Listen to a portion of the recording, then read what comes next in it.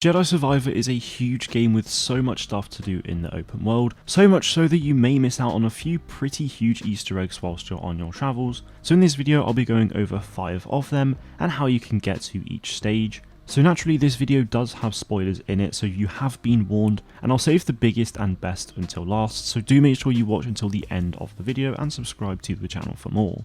So this first Easter egg is actually 5 smaller Easter eggs from Jedi Fallen Order, and they're objects that you can interact with on the Stinger Mantis where the old terrarium used to be. Now you can interact with these objects as soon as you reach the Stinger Mantis for the very first time in the game. And these objects are a pair of headphones, a toolbox, a feather, a salt shaker and a holocron. Now some of these objects seem really insignificant, but they're actually really important to Cal's story. The headphones were given to him by his old best friend Prof on Bracca, and these headphones are the ones that we see Cal take off during the very beginning of the game. As for the toolbox, this is the toolbox of Eno Cordova, and this is also an object that you can interact with in Jedi Fallen Order where there's a Force Echo, and Cordova clearly left this toolbox and so many things during his time on Bogano. As for the feather, this is a feather of the Shio bird, and the Shio bird was this big Kashyyykian bird that gets injured during Jedi Fallen Order, but Cal tries to heal it as much as possible, and you get this really awesome scenic ride on it. The salt shaker is a big meme for those who don't know, and that's because Grease loves salt, and during a cutscene in Jedi Fallen Order he was just pouring boatloads of salt onto his food, and everyone picked up on it so much so that there's now references in the books about it as well. Finally, we have this holocron. Now this is the most significant object by far, and that's because this one object that is broken in half was pretty much the entire sole purpose of the first game, so it's kind of weird seeing it just lying there in this game, but I think it's really cool that the developers paid homage to Jedi Fallen Order in this way. Speaking of Jedi Fallen Order, these next 2 big Easter eggs are creatures from Jedi Fallen Order making their way back into this game. So the first one is a Jotaz boss on Coruscant. Now for those who don't know, the Jotaz was a creature on Zepho, which was the main planet in Jedi Fallen Order.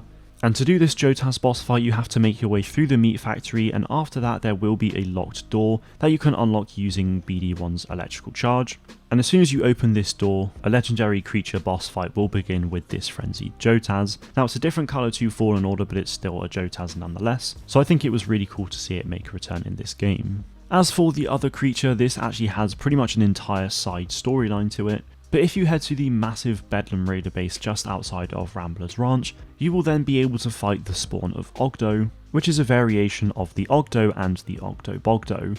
Now Ogdo Bogdo was a big creature boss in Jedi Fallen Order that also became a big meme, so it was really cool to see it return in this way. Now once you have fought it, you will be able to open a chest that has a poncho in it, which also was a meme from Jedi Fallen Order, so again, more homages from that game in this game, which is awesome to see. After that though, there will be a frog-like creature that you can interact with, and then that same type of creature can be found in Doma's shop, so interact with it here at the camp, then head over to Doma's and interact with it there, and then a Force Tear will open up, and then you can do that Force Tear, which is a boss fight between the spawn of Ogdo and the Ogdo Bogdo from Fallen Order at the exact same time. So as of making this video I haven't completed it yet, as it is very challenging. But like I've said a few times, I just think it's amazing that they're paying homage to Jedi Fallen Order in this way, and it is very much worth going through this.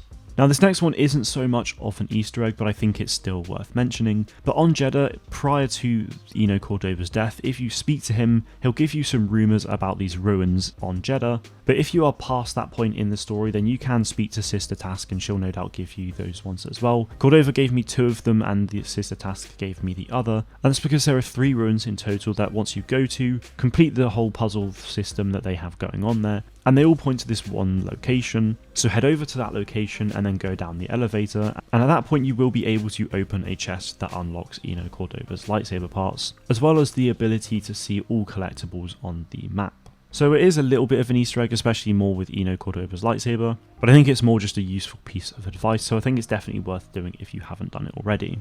Now this final thing really is huge, and if you haven't done the bounties yet, then I would seriously recommend clicking away now and doing them. But if you don't care too much about spoilers, then this is something worth sticking around for. So as you all know, one of the biggest pieces of side content in Jedi Survivor is the bounty hunter stuff against the Haxian brood that you can do.